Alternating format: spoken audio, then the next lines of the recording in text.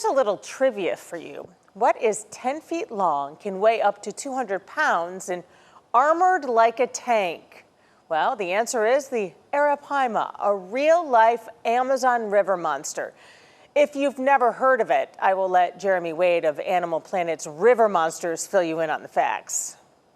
Arapaima are naturally predatory, engulfing any fish that fit into that bony mouth, including piranha.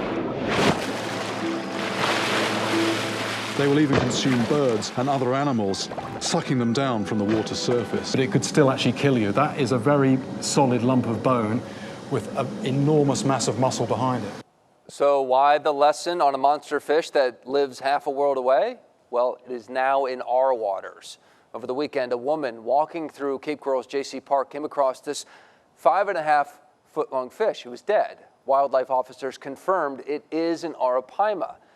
If there are more of these invasive fish in our waterways, it could be bad news for our ecosystem.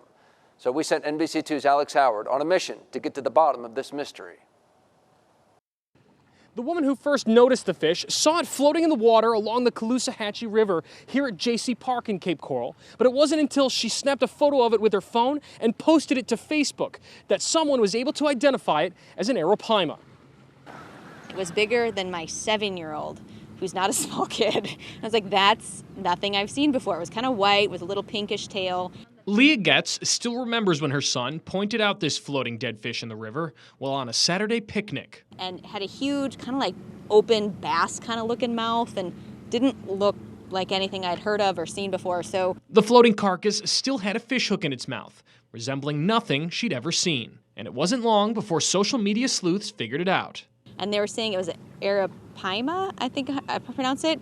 And I looked at the pictures and it was dead on. But that answer only brought more questions, like how a 5.5-foot-long Amazon predator ended up in the Caloosahatchee River. Considering what's already here and established in Florida, nothing really surprises me too much anymore. John Cassani is an ecologist for the Calusa Waterkeeper and worries that this carcass could mean there are more. He says as South Florida's climate warms, the zones in which Arapaima can live continue to creep north, despite an FWC risk study saying our waters are too cold. This risk study done on Arapaima was done, I'm thinking, close to 10 years ago.